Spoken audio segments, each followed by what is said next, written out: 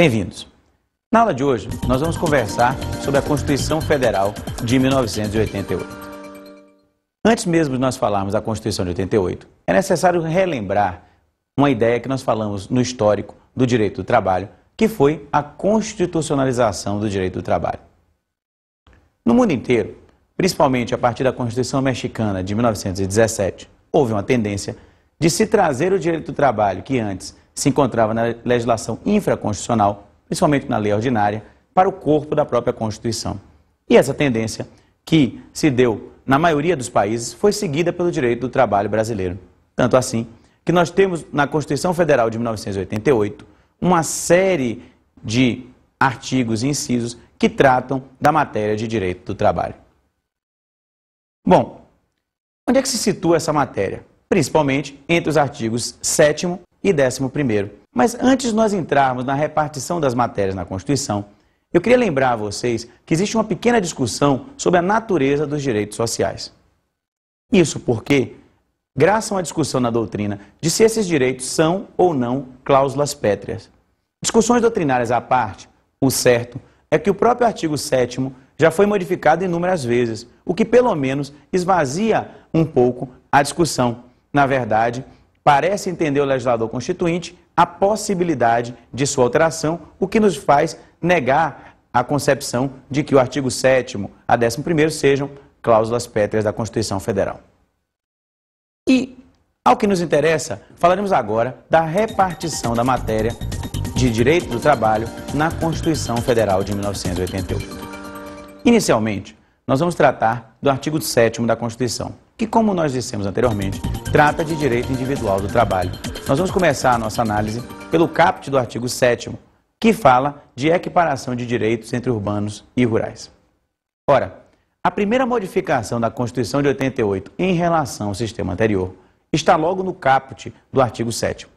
Quando o legislador declara que são direitos dos trabalhadores urbanos e rurais, além de outros que visem a melhoria da sua condição social, os seguintes, e traz os 34 incisos e parágrafo único que compõem o artigo 7º da Constituição Federal, ele automaticamente elimina uma distinção que existia na CLT.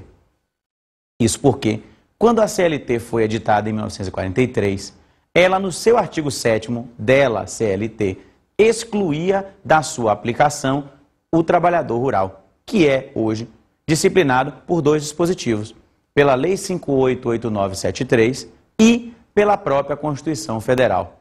Por quê? Porque hoje os direitos de urbanos e rurais são os mesmos, inclusive, depois da alteração do inciso 29 do artigo 7º, a prescrição para os mesmos também foi equiparada.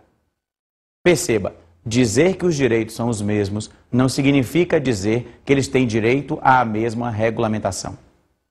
Veja, por exemplo, a Constituição trata de adicional noturno, mas se nós pegarmos a CLT, encontraremos lá a previsão de adicional noturno de 20% para o urbano e na Lei de Trabalho Rural, 25% para o rurícola. Perceba, percentuais distintos, mas o direito adicional noturno assegurado nas duas normas. Existe igualdade quanto aos direitos, mas a regulamentação pode ser diversa. Uma outra distinção importante se dá agora em relação ao sistema anterior, nos incisos 1º, 2º e 3º da Constituição. Como é que funcionava o sistema de proteção à relação de emprego no direito anterior à Constituição Federal de 1988? Quando a CLT é editada, voltamos agora a 1943, existe a previsão de que, se você despede um empregado, ele terá direito a uma indenização que era chamada de indenização de antiguidade, um salário para cada ano que ele trabalhava. Perceba, então, se eu despedir o empregado com 2 anos, 2 salários. Com 3 anos, 3 salários. Com 10 anos, eu não poderia mais despedi-lo, porque dizia a CLT, após 10 anos, ele se tornava estável, adquiria o que se chamava de estabilidade decenal. Em 1966, vem a lei primeira do Fundo de Garantia por Tempo de Serviço, que entra em vigor em 67. E o que é que ela faz? Ela institui uma opção. Agora, ou eu opto pelo regime do Fundo de Garantia por Tempo de Serviço, que vai se perfazer como depósitos mensais numa conta vinculada do empregado, ou eu recaio no sistema da CLT, indenização de antiguidade, um salário para cada ano trabalhado. A Constituição de 88 acaba com a opção.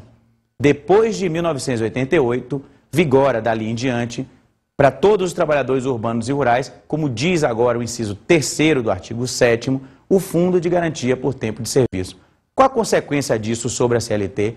Primeiro, não se adquirirão novas estabilidades decenais. Depois, preserva-se o direito de quem já a possuía. Assim, se você tiver um empregado que a data da Constituição de 88 já tivesse 10 anos e não fosse optante pela FGTS, ele é estável e preserva essa condição. Apenas a partir dali ele também terá FGTS. Mas, dali em diante, de 88 em diante, todos automaticamente recairão no sistema do Fundo de Garantia por Tempo de Serviço. Veja, com isso, inciso 1º, 2º e 3º, se modifica então o sistema de proteção à relação de emprego. Ora, diz o legislador, no inciso 1º, relação de emprego protegida contra a despedida arbitrária ou sem justa causa, nos termos de lei complementar que preverá indenização compensatória. Ao assim fazer, ele afasta a ideia de estabilidade como regra geral. Lembrem, cuidado, que a lei complementar referida no inciso 1º nunca foi editada. Aliás, o legislador parecia saber disso.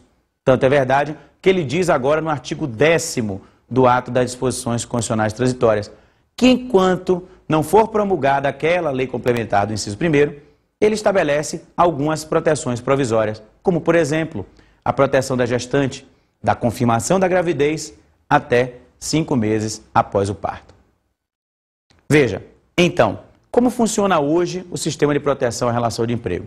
Existe uma previsão teórica de proteção contra a despedida arbitrária nos termos de uma lei complementar que nunca foi elaborada. Vigora o Fundo de Garantia por Tempo de Serviço. O que é isso? São depósitos mensais, depósitos esses que são mantidos na Caixa Econômica Federal, que é a gestora do patrimônio do fundo. E para complementar esse sistema de proteção, nós temos no inciso 2º do artigo 7º o seguro-desemprego. O que é o seguro-desemprego? Ora, é uma proteção contra o desemprego involuntário, aquele a que o trabalhador não deu causa. Proteção essa que vai ser implementada na legislação infraconstitucional através do sistema de cotas. Na verdade, o que o legislador faz é dimensionar o tempo que o empregado prestou serviço e, em caso de despedida injusta, ele fará jus a 3, 4 ou 5 cotas, 5 parcelas mensais de seguro-desemprego. Além desses primeiros 3 incisos, que tratam de proteção à relação de emprego, nós temos na sequência normas que tocam à remuneração e ao salário. No inciso 4º do artigo 7º, nós temos o salário mínimo. O legislador constituinte inovou no que toca ao salário mínimo. De que maneira? Primeiro, o salário mínimo depois da Constituição de 88 passa a ser visto como salário de família, como dizem os autores. Não confunda. Salário família e salário de família são coisas diferentes. O que se quer dizer com isso é apenas que o salário mínimo passou a ter uma dimensão maior, já que ele se presta ao sustento do empregado e do seu grupamento familiar. Tanto isso é verdade que houve por bem o legislador, inclusive, aumentar o número de prestações que compõem o salário mínimo. Por exemplo, incluindo o lazer. Tudo isso nós verificamos da leitura do artigo 7º, inciso 4º.